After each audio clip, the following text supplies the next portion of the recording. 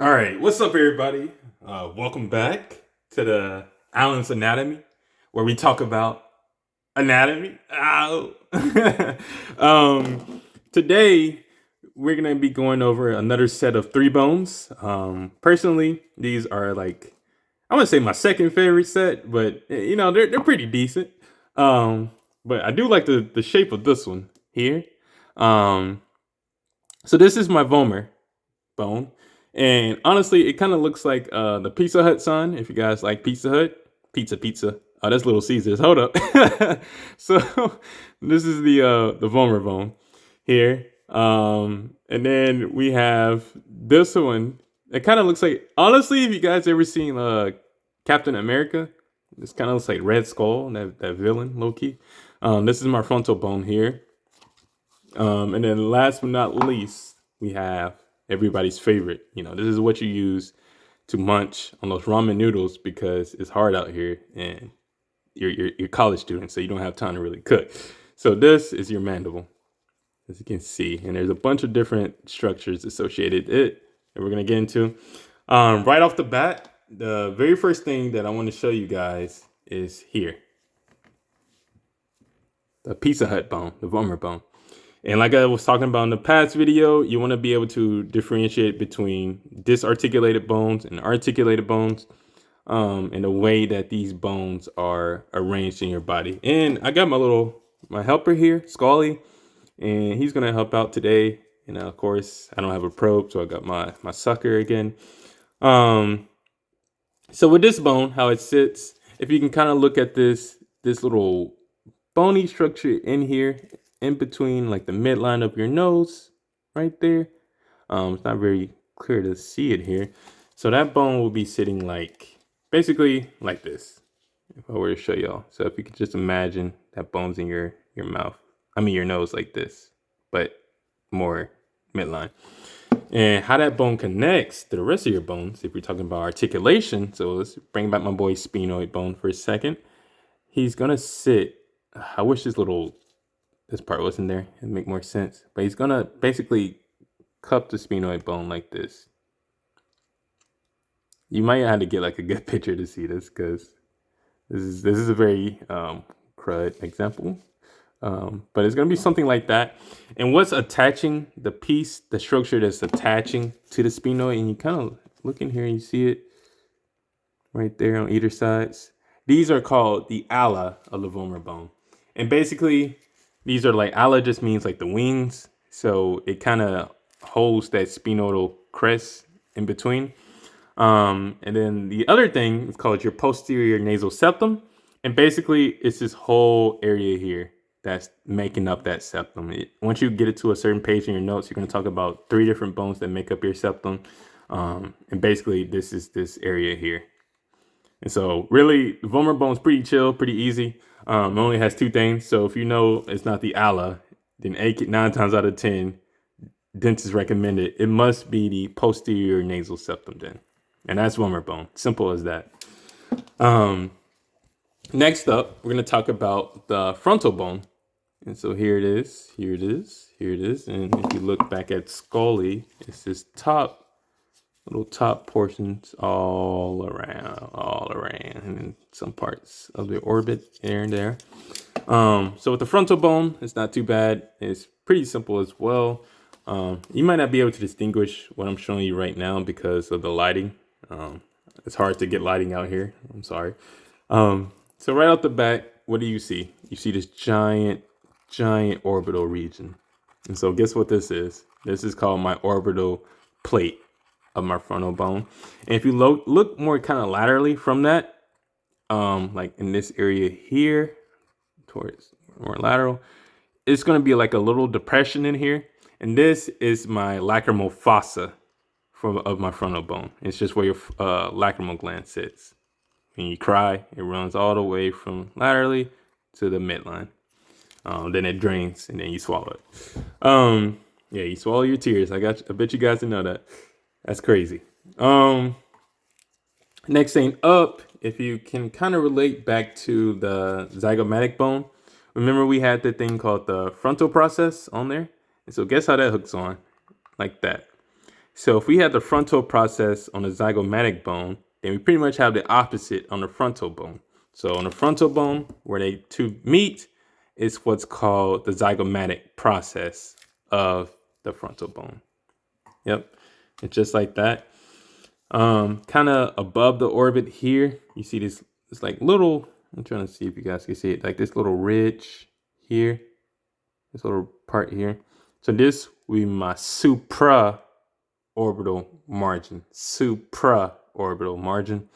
And this little ridge above that is my superciliary arches, basically where your eyebrows are housed right there, right there. So supraorbital margin at the top of the orbital plate, and then superciliary arches at the top of those. And in between the superciliary arches, this little space here, little space there, is called your glabella. Glabella. Glabella. Bella. So right there in between those two arches. And if you kind of extend your probe or whatever downward, you're going to see this little space in the inside, or cavity in the inside. So this is my frontal sinus. So whenever you have like mucus buildup and all that jazz, and you feel like it's like in between your nose, pretty much 9 times out of 10, it's either in this sinus, or when we talk about a different bone, the maxillary sinus, that could be a cause of your incongestion, things like that. And so if you kind of look in a more inside view of the frontal bone, you're gonna notice this large crest here. Where I got my finger placed on this crest. So this one's pretty simple and easy to name. This is your frontal crest. And remember, science is redundant. So frontal crest of the frontal bone. And I don't make the rules here, but somebody else does. One other thing that you're not going to be able to see as well is what's called your supraorbital notch or foramen. So with some people, you have a notch. Remember, a notch is like a half moon. Foramen is the full circle. And so you can't really see it on this bone, but go look at the skull, like the standing skull models, I believe, and look like somewhere in this area. And what you're going to notice is that supraorbital notch or foramen. And you'll be able to distinguish that one. I don't have a good one on Scully as well. It's all pretty bland and simple. But going forward, that's the frontal bone, by the way, if you guys didn't know. And last but not least, what I have here in store for y'all is my mandible. As you can see, he's or she is missing a few teeth. This is not a real bone, by the way, even though it looks white. This is a plastic model. And so with this one, there's quite a few structures on here. And so what you want to do with this is learn it both anteriorly and posterior views, different views. The very first one we're going to start off with is the anterior view. And so an easy structure to know is you have your teeth, right? And so with your teeth, you see these little like ridges at the ends of them, at the bottom. So these are called my alveolar process or processes of the mandible. These little ridges here, all around at the bottom of the teeth. They're pretty much supporting the teeth, keeping the teeth in place so they don't fall out. So those are my alveolar process. Then you have mental tubercles and you have a mental protuberance. And so with the mental means chin basically, mental tubercles, I think of these little butt chin looking structures. So you have one on this side and you have one also on this side. And between the two right here, it's not really defined on this camera. But in the middle, you see a mental protuberance. Protuberance, just think of a bony projection.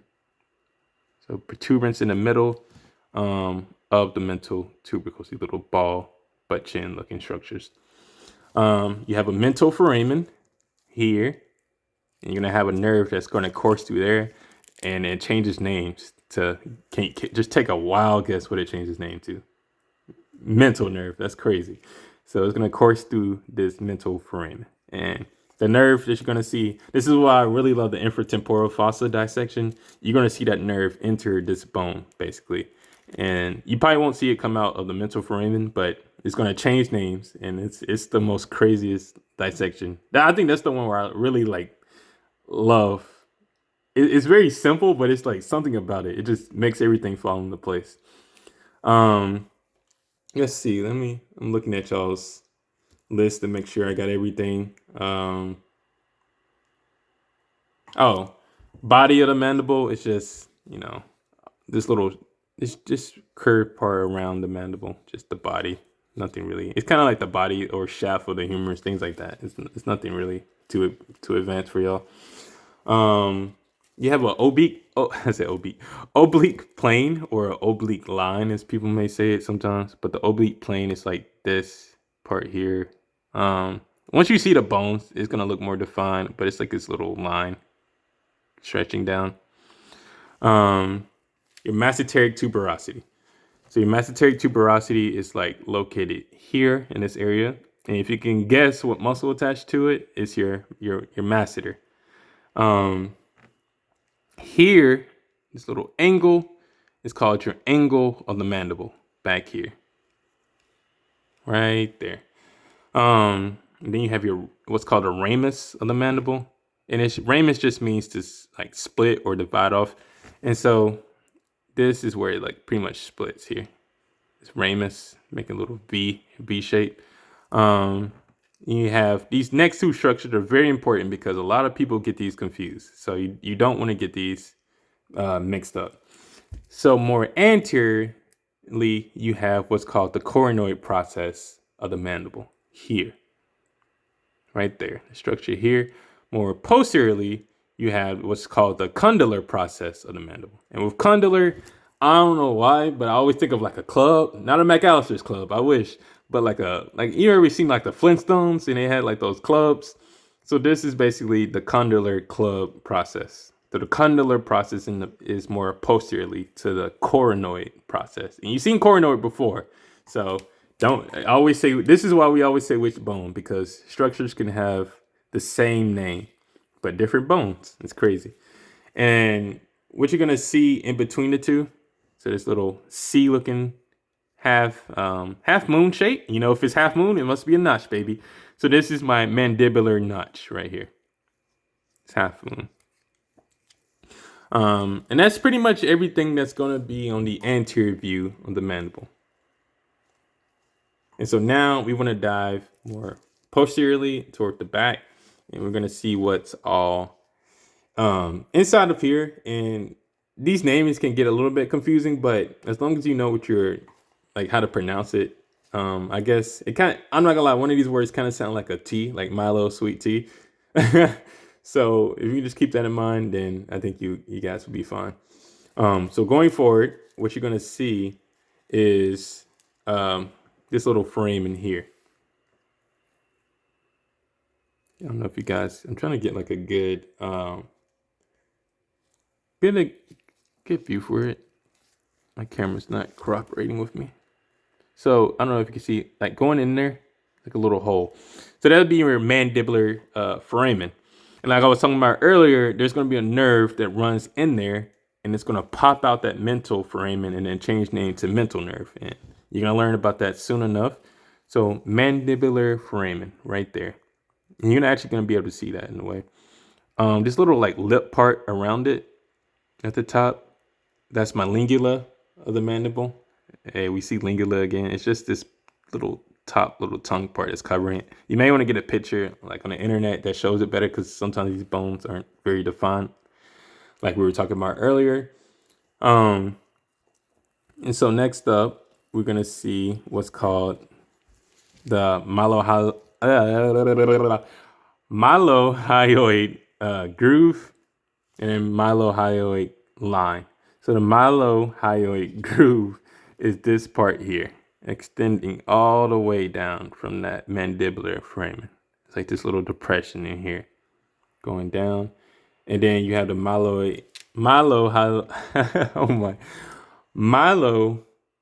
see, it sounds like Milo's tea. Mylohyoid line. It's like this part. I'm trying to focus. You might not be able to see it as well. You see this line here, right there. So groove is here. Line is like here. Then you have what's called the sublingual fossa. And lingual, just think of tongue. So if you were just sitting here and your tongue is like right here in this area, the sublingual fossa would be like right around here, like in this space, basically. Mental, you see this little part here? That's slapped down in the back. That's your mental spine. Right there. Try to get a close up view. Mental spine, right there, baby. Let's see. Did that. Did that. That. I think that's it. Oh, and base. Basically, the base is like the bottom, which you're setting it on, and that's mandible. Like it's very simple, not too bad. The thing going back to like the condylar process. So here, just make sure you have a head part and you have a neck part, like right there. So other than that, mandible's not too bad. It's honestly one of the chillest bones you could probably find. And look at Scully. He uses his mandible every day. Look at that. Oh, that was the head. Oh, this not detached. Oh, it does a little bit. See? All right, guys. It's episode 2. Thank you guys for watching. As always, keep learning, baby. I'll see you on the next one.